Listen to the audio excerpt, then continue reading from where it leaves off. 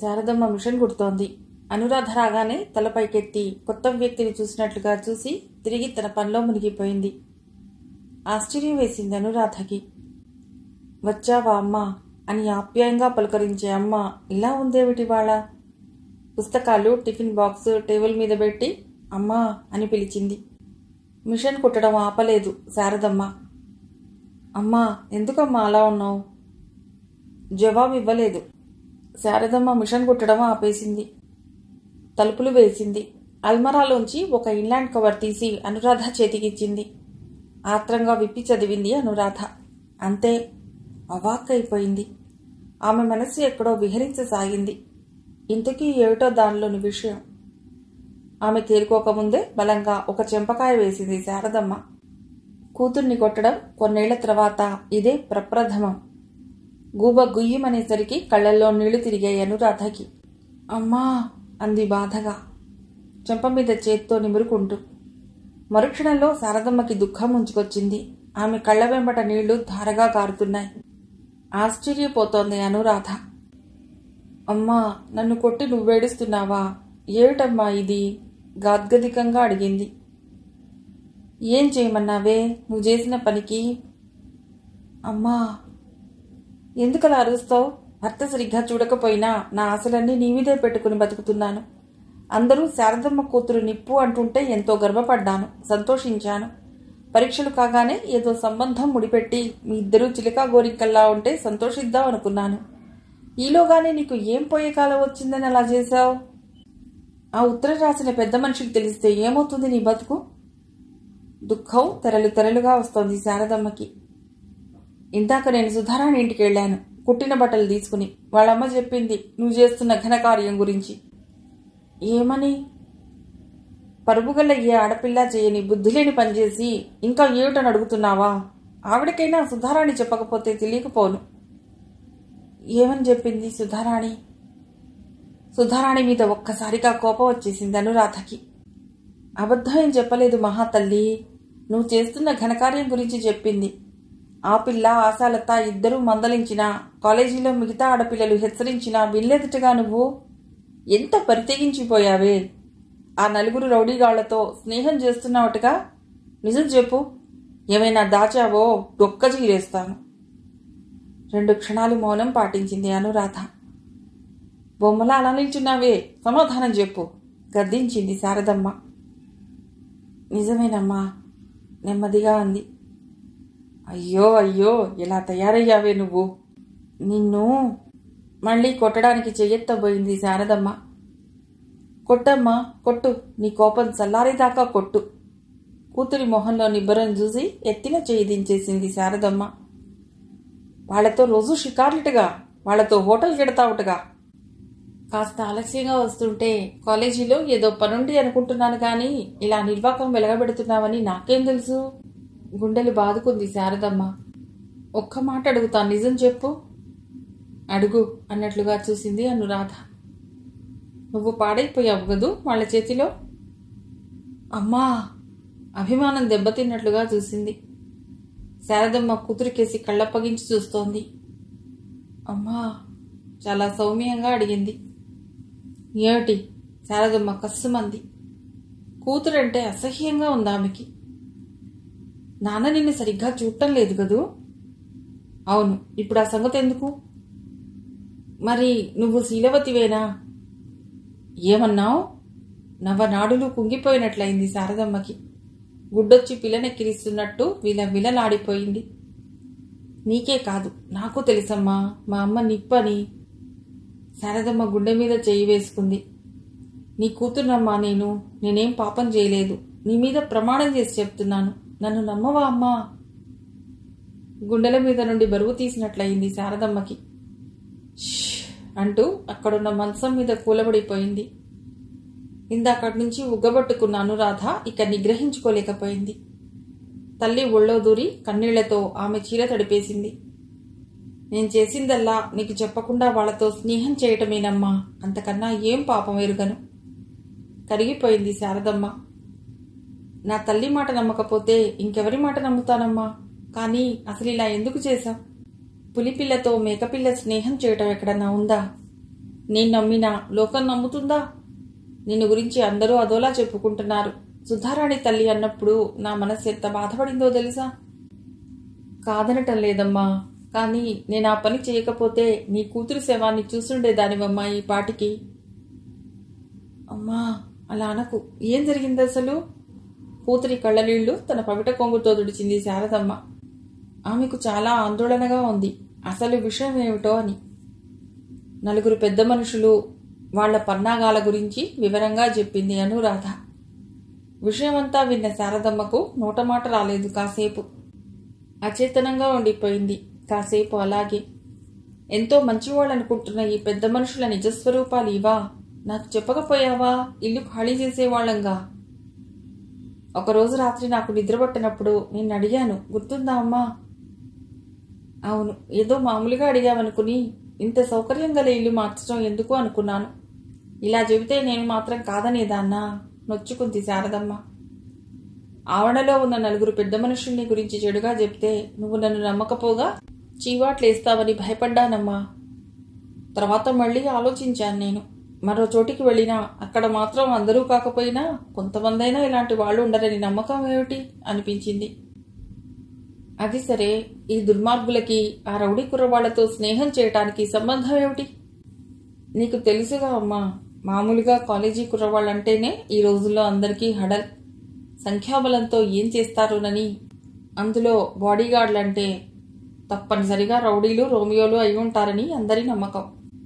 అలాంటి వాళ్లంటే భయపడని వాళ్ళెవరుంటారు? రోజూ నా వెంట సుధారాణి, ఆశాలత వెంటబడుతుండేవాళ్లు వీళ్ళు. మన కాంపౌండ్లో ఉన్న నలుగురి పెద్దలకి మనంగా బుద్ధి చెప్పలేం.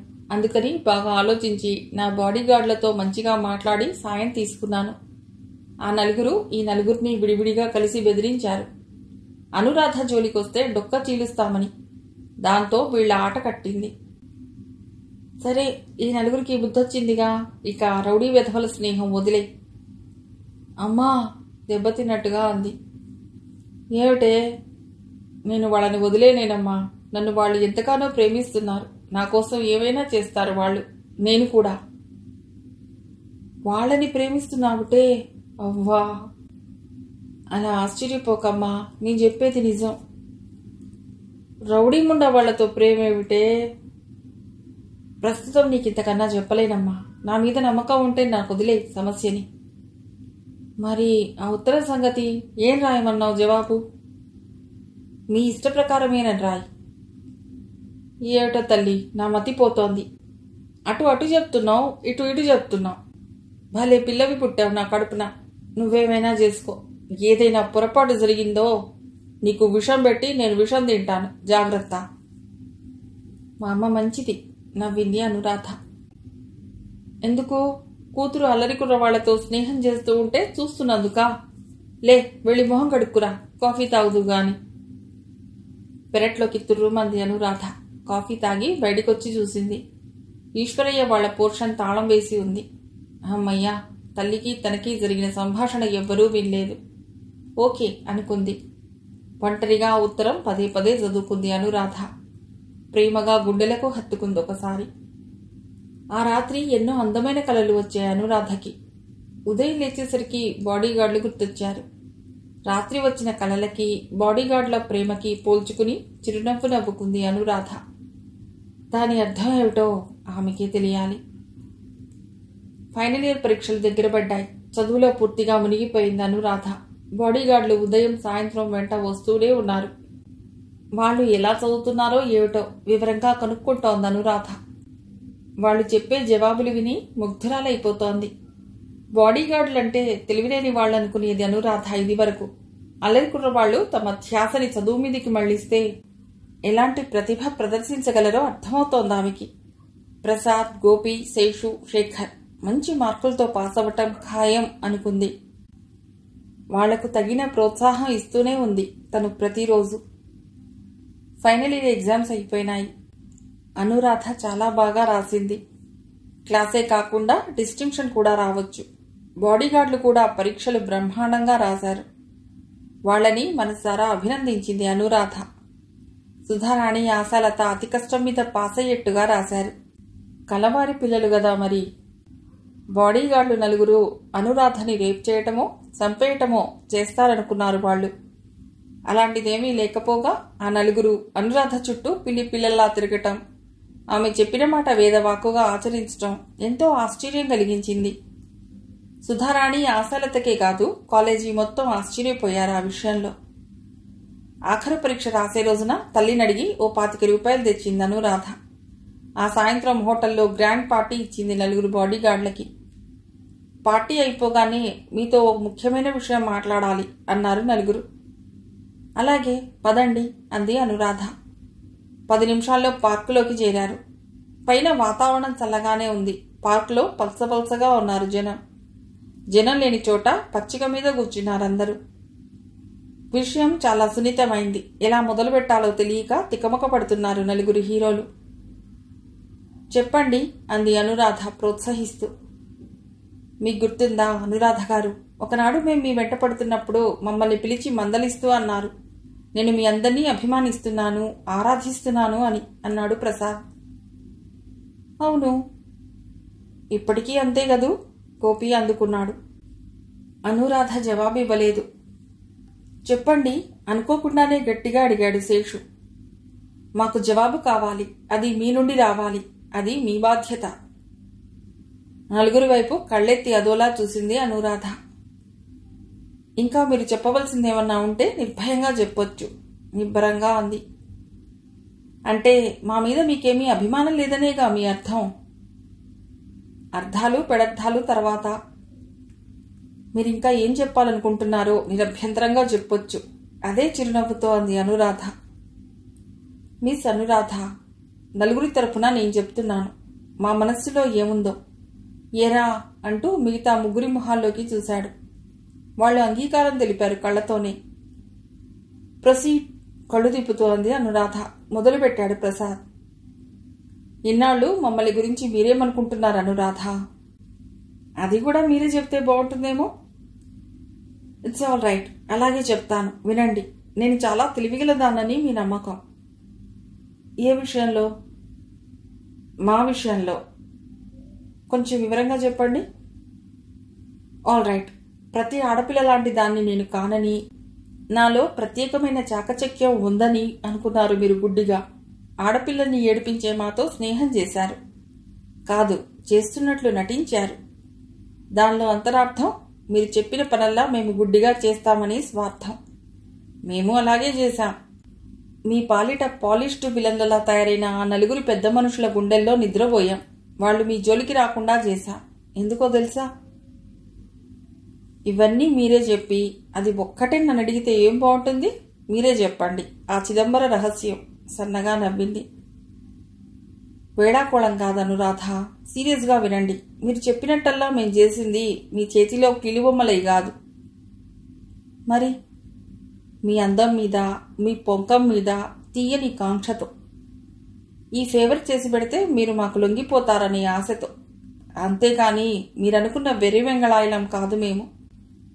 మీ అవసరం తీరాక అన్నయ్యలు అని సినిమాలోలా అంటే పొంగిపోయి, ఆ ఆప్యాయతకి లొంగిపోయి చెల్లెమ్మా అని మనస్సు మార్చుకోవటానికి కాదు. తెలిసిందా? ఏం మాట్లాడవే అనురాధ? నువ్వు మా చుట్టూ అల్లిన పద్మవ్యూహం పటాపంచలైపోయిందని బాధగా ఉందా? మా నలుగురికి నీ పసందైన పర్వంతో పొందుగా అవ్వాలి. మేం చేసిన ఉపకారానికి బదులుగా నీవు దాన్ని స్వయంగా విందు చేయాలి. అంతే కదరా అన్నాడు మిత్ర బృందాన్నుద్దేశించి. అవును అన్నారు వాళ్ళు దృఢంగా. ఈసారి అనురాధ ఏమీ మాట్లాడలేదు. మిస్ అనురాధ, నీ కర్మగాలి మిగతా ఆడపిల్లల మాదిరిగా తలవంచుకుపోకుండా మా పరిధిలోకొచ్చి మాతో స్నేహం చేసి మా దృష్టిలో పడ్డావు. దానికి నీవు పరిహారం చెల్లించి తీరాలి. ప్రసాద్ అల్టిమేటం ఇచ్చాడు. ఇవ్వకుండా తప్పించుకుందాం అనుకుంటున్నావేమో తర్జనితో బెదిరించాడు గోపి. సురేఖ విషయంలో మా సోదరులు ఏం చేశారో గుర్తుందిగా వికటంగా నవ్వాడు శేషు. మర్యాదగా మాకు లొంగితే సరే సరి, లేకపోతే నీ శరీరాన్ని బలవంతంగా విందు చేసుకుంటాం. నీకు మేం చవటలమై సాయపడలేదు ఇంతవరకు. Take care. శేఖర్ అదిలించాడు. అనురాధ ఇంకా మౌనంగానే ఉంది. జవాబు చెప్పు అనురాధ, సరెండర్ అవుతావా, లేకపోతే వీలు చూసుకుని ఓ పట్టుపట్టమంటావా? నలుగురు నిలేశారు అనురాధని. ఆమె పెదవి విప్పకపోవటం భరించలేకపోతున్నారు. గలగలా నవ్వింది అనురాధ. ఏమిటా నవ్వు? మేమంటే అపహాస్యంగా ఉందా? ప్రసాద్ కోపంగా చూశాడు. ఎగ్జాక్ట్లీ, నివ్వెరపోయారు నలుగురు. అంటే అంటే ఏముంది? సింపుల్. మీ నలుగురు నిజంగా మూర్ఖులు, వట్టి వెర్రి వెంగళాయలు. అనురాధ! నలుగురికి కోపం వచ్చింది. మళ్ళీ మందహాసం చేసింది అనురాధ. లేకపోతే ఏమిటి? నేను మీకు పరాయిదాన్నా? నలుగురు ఐస్లా చల్లబడ్డారు. తెల్ల ఈశ్వరి వాసన చూపించిన త్రాచుల్లా అయిపోయారు. నేను మనిషినే, మానుని కాదు. నాకు కృతజ్ఞత ఉంది. ఆమె కళ్ళు చెమర్చాయి. నలుగురు జేబురుమాళ్ళు తీసి ఆమె కళ్ళు తుడిచారు. ఛీ అంది అనురాధ. మళ్ళీ ఆశ్చర్యపోయారు. పరాయిదాన్లా చేసి ఇంత పురుషంగా మాట్లాడిన మీకు నా కళ్ళు తుడిచే హక్కెక్కడిది? నిష్ఠూరంగా అంది. సారీ అను, నేను అపార్థం చేసుకున్నా. మమ్మల్ని కాదంటావనే అనుమానంతో ఇష్టం వచ్చినట్లు మాట్లాడాం. మమ్మల్ని క్షమించు. నీ పాదదాసులం. ఆపండి కవిత్వం. మీరు నలుగురు నాకిష్టమే. నవ్వు తెచ్చుకుంది పెదవుల మీదకి. ఏనుగెక్కినంత సంబరపడిపోయారు. Thank you Anu, my love. ఎవరికి వారు మనసులో అనురాధని మెచ్చుకున్నారు. అయితే డియర్ ఫ్రెండ్స్, మీకో చిన్న ప్రశ్న. ఆడదాన్ని పొందాలంటే మగవాడేం చేయాలి? ఒకళ్ళ మొహాలు ఒకళ్ళు చూసుకున్నారు. ఇంత చిన్న విషయం మీకు తెలియదని నేను అనుకోను. మరో ఛాన్స్ ఇస్తున్నా, ఆలోచించి చెప్పండి. అదే దరహాసం అనురాధ మొహంలో. పెళ్లి చేసుకోవాలి అన్నాడు శేషు. That's good. పెళ్లి చేసుకోండి నన్ను. నేనా అన్నాడు గోపి. నేనా అన్నాడు ప్రసాద్. నేనా అన్నాడు శేషు. నేనా అన్నాడు శేఖర్. కాదు, గంభీరంగా అంది. మళ్ళీ కంగు తిన్నారు. మీరు నలుగురు కలిసి నన్ను చేసుకోవాలి. స్నిగ్ధంగా నవ్వింది. నిశ్చేష్టులయ్యారు నలుగురు బాడీగార్డులు. నిన్ను ఒక్కదాన్ని నలుగురం ఎలా చేసుకుంటాం అన్నారు. ఒక్కదాన్ని. నా ప్రేమ ఫలం నలుగురు. ఎలా పొందాలనుకుంటున్నారో అలాగే. రోమియోలో ఒక్కరూ మాట్లాడలేకపోయారు. సరే, మీకో నిర్ణయానికి రావటానికి కొంత టైం కావాల్సి వచ్చేట్లుంది. రేపు బయలుదేరి నేను మా అమ్మ ఊరెడుతున్నా. అత్యవసరమైన పని మీద. తిరిగి రావటానికి ఓ 20 రోజులైనా పడుతుంది. ఈలోగా మీరు ఓ అంగీకారానికి రండి. నాకు మాత్రం మీ నలుగురి మీద అభిమానమే. మీ నలుగురి మీద ఆరాధనే. నేను పూర్తిగా మీదాన్నేగా. మీరెలా చెప్తే అలా వింటాను. సరేనా? అనురాధ ఊరెడుతుందనేసరికి బాడీగార్డులు నలుగురికి గుండె కలిచివేసినట్లయింది. 20 రోజులు రాణిగారిని చూడకుండా ఉండగలమా అన్నారు. తన మనసులోని భావాల్ని కప్పిపుచ్చుకుంటూ అదోలా చూసింది అనురాధ. నాకు మాత్రం బాధగా లేదు. అయినా తప్పదు. వెళ్లవలసిన పని అతి ముఖ్యమైనది. 20 రోజులు ఎన్నాళ్లలో తిరిగి వస్తాయి? నేను రాగానే మీ జీవితాలు, నా జీవితం సరికొత్త పరిణామాలతో పరిమళించాలని ఆశిద్దాం అంది అనురాధ.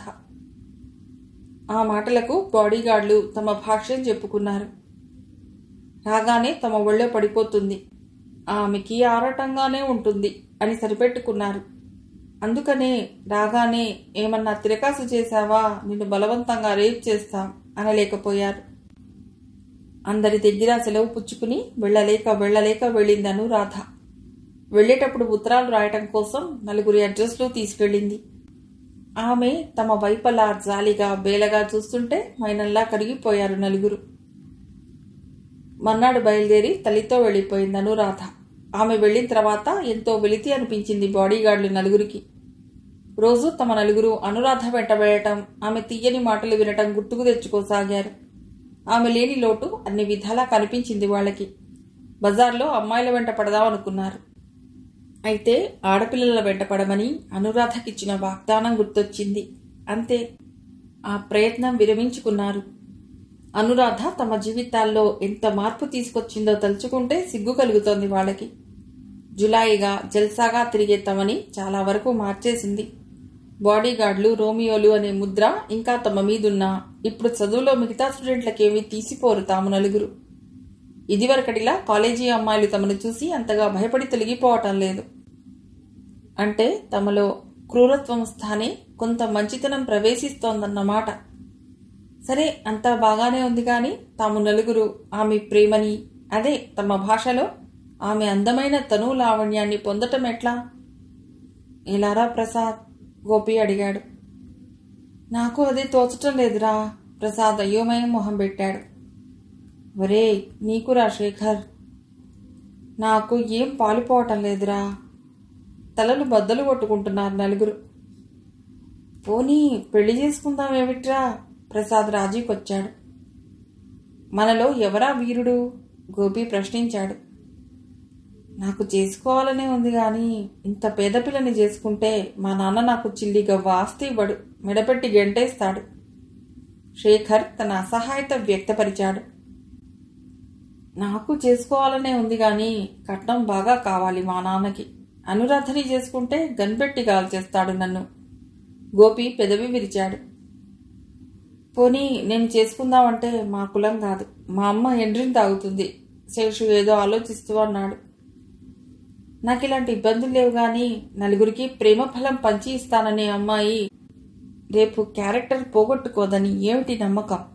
ప్రసాద్ తన అమూల్యమైన అభిప్రాయం వ్యక్తపరిచాడు. అది పాయింటే, గోపి సమర్థించాడు. ఒరేయ్ ఐడియా! శేషు సంతోషంగా అరిచాడు. మిగిలిన కథ తర్వాతి భాగంలో.